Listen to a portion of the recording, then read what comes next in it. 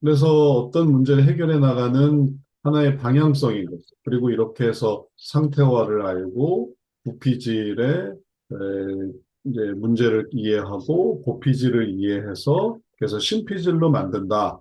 그러면은 이게 우리 상담에 이거는 이제 차트 3이에요. 차트 3으로 와서 봤을 때 이런 단계를 이렇게 진행하는 게 뇌 구조, 모식도에서의 원리랑 이제 일치하는 뇌 구조가 이렇게 구피질, 구피질, 심피질 이런 내용이 중요한 거거든요, 우리한테는. 왜냐하면 이제 우리 단계가 이렇게 돼 있으니까 이걸 여기서 근거를 찾을 수 있는 거. 이런 식으로 발전시킨다. 이거는 이제 악순환되는 거고요. 심피질에서 내려오는 거는 악순환되는 거고, 이제 구피질에서부터 심피질로 올라가는 거는 선순환되는 거예요.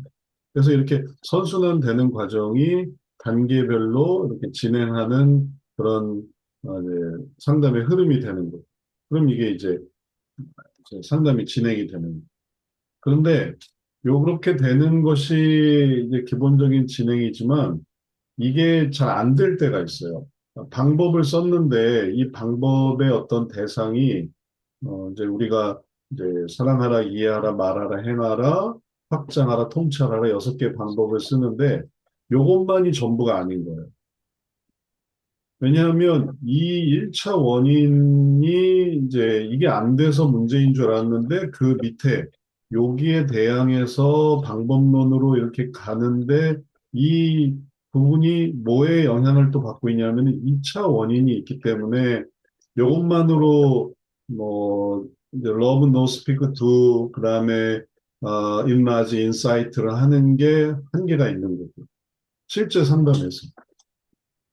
그래서 그 옆을 보는데 이제 이게 2차 원인이라고 해요.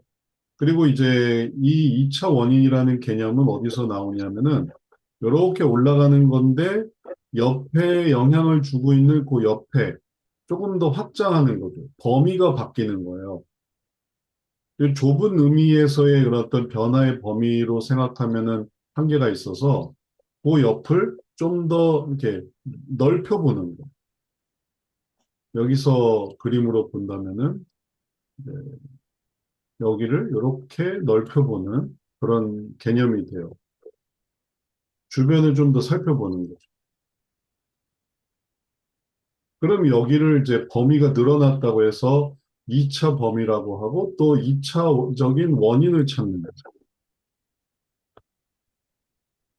이게 안 돼서 했던 게 1차 원인이지만 1차 원인이 안 되는 이유가 또 2차 원인 속에 있기도 해요. 그래서 2차 원인 속에서 뭘 찾게 되냐면은 이렇게 선순환으로 이렇게 올라가는 게 선순환이에요. 이렇게 영역을 찾고 유형을 찾고 이렇게 갈 수 있으면 선순환이에요. 전에 우리 역동성에서도 다시 차트 3으로 와서 역동성의 원리를 적용할 때에도 이렇게 될 수 있으면 선순환이고 근데 이렇게 역행하면은 악순환이라고 했거든요. 영역인데 아 이게 유형이구나.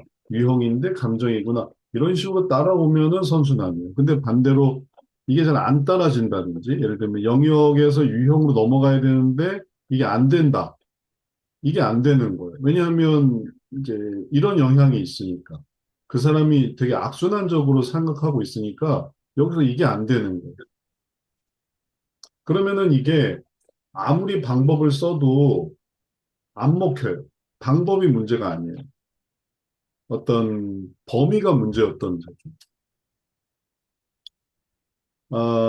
그러니까 이 상담실에 왔다라고 했을 때 상담실에서는 자기의 어떤 좋은 면만 뭐 이렇게 오픈하게 되거든요. 안 좋은 면을 오픈하는 건 아니고. 근데 좋은 면만 보면은 다 될 것 같은데 이게 안 된다. 뭐 감정 뭐 여기서 유형 개인적인 영역이 안 되는 사람도 있어요. 뭐 예를 들면 어린아이 같은 이게 구분이 안 된다. 혹은 뭐 억지로 왔을 때 얘기조차 안 된다. 그럴 수도 있고. 유형을 말해줬는데 유형을 받아들이지 않는다. 혹은 이해를 못하겠다. 그럼 여기서부터 이제 탁 막히는 거죠. 이게 돼야 이게 되고 이게 되고 이게 돼야 되는데 이게 안 되는 거예요. 다음 단계도 마찬가지죠. 감정을 봐야 되는데 감정으로 못 가겠다. 그럼 이제 그 이유가 아무리 모든 방법을 써도 이렇게 올라가지 못할 때는 이게 원인이 1차 원인만 있는 게 아니라 2차 원인이 있기 때문에 그래서 2차 원인으로 확장이 돼요. 그래서 이제 아까 했던 어 요거는 이제 가장 1차적인 원인을 찾는 과정이고 실제로는 이렇게 간단히 진행이 안 돼요. 상담에서. 또 우리가 뭐 여러 가지 복잡한 어떤 문제들도 다 다루고 있거든요. 예를 들어 뭐 단순한 인생 문제로서의 가정 문제 혹은 또 대인관계 사고 이상 성 문제 뭐 이런 것만 하는 게 아니라 또 뭐도 하고 있냐면은 정신 문제, 강박, 공황, 망상 이런 정신병 질환도 우리가 다 보고 있기 때문에 이런 걸 또 적용하려고 할 때에는 또 한계가 있어요. 쉽게 말해서 이게 이제 진행이 안 된다는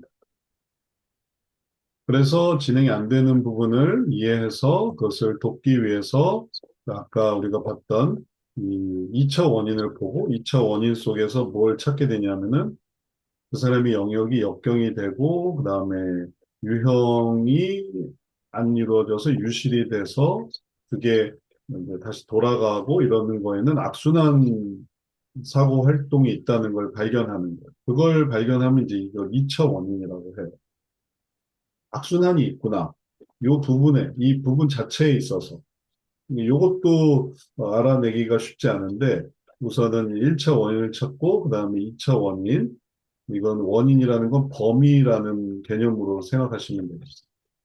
범위를 확장하는 것. 이런 올라가는 범위를 확장하는 것.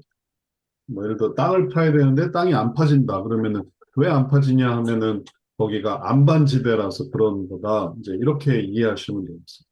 위로 올라가야 되는데 이쪽 부분이 너무 악순환적이어서 그 악순환적인 걸 해결하지 않고는 이제 위로 올라갈 수가 없는 그런 식으로 이제 이게 이렇게 진행이 돼서 2차 원인이 있고, 그 다음에 또 더 들어가면 이 악순환 사고가 그럼 도대체 뭐냐? 그래서 지금 이렇게 되고 있는데 이제 이걸 확인을 해야 되거든요. 어느 정도까지 악순환되고 어느 정도에 머물러 있는지, 단계가 올라가는데도 이런 어떤 결심 단계가 아니라 유형 단계다라고 말하는 것처럼 이 2차 원인 속에서 이제 악순환이 지금 어디에서 일어나고 있는가? 감각이냐, 욕망이냐, 욕구가 안 되는 거냐, 소원이 안 되는 거냐, 결심이 안 되는 거냐, 혹은 실천이 안 되는 거냐, 변화가 안 되는 거냐. 요게 또 사연이 있어요. 그래서 이 사연을 또 알아보면 뭔가 얘기가 또 좀 확 달라져요. 그래서 이제 악순환 사고 활동이 어떻게 되고 있는지를 알고, 그 다음에 이걸로 다시 선순환 사고 활동으로 할 수 있으면은 뭐 여기까지 보지만 이걸로 또 안 된다. 이걸로 이게 넘어가야 되는데 이제 넘어가지 못한다 하면은 그다음에 한 번 더 확장을 해요. 그래서 3차 원인을 찾아요. 3차 원인이 사고에 대한 변화를 이제 사고를 이해하고 그 사고를 바꿔줘야만 해요. 그래서 사고 활동이 어떤 건지를 구체화시키는 그래서 적용적 사고를 해야 되는데 소모적인 사고를 한다든지 관점적인 사고를 해야 되는데 폐쇄적인 사고를 하고 있다든지 그러니까 이게 안 되는 거예요. 그래서 2차 원인을 찾고 거기서 3차 원인을 찾아서 사고 활동을 찾고 그다음에 사고 활동을 했는데도 해결이 안 된다. 이제 그러면 그다음에 한 번 더 들어가야 되는데 범위를 더 확장을 해야 되는데 그게 뭐냐면은 4차 원인이라는 이제 영향 요소라는 게 있습니다. 말하자면 일주일 동안 하고 있는 어떤 활동들이 있는 거예요. 근데 주변 활동인데 여기까지는 개인의 이제 자신이 하는 거고 그 이상은 주변에서 이루어지고 있는 일들이에요. 영향을 주고 있는 거예요. 예를 들어서 본인은 열심히 해보려고 하는데 주변 환경은 너무 열악하다. 그럼 이제 그 열악한 환경을 알아차려야만 하는 거예요. 그래서 상황이 뭔가 되게 악화되고 있다든지, 뭐 대상이 혼동되고 있다든지, 가치가 혼란스럽게 되게 만드는, 뭐, 옆에서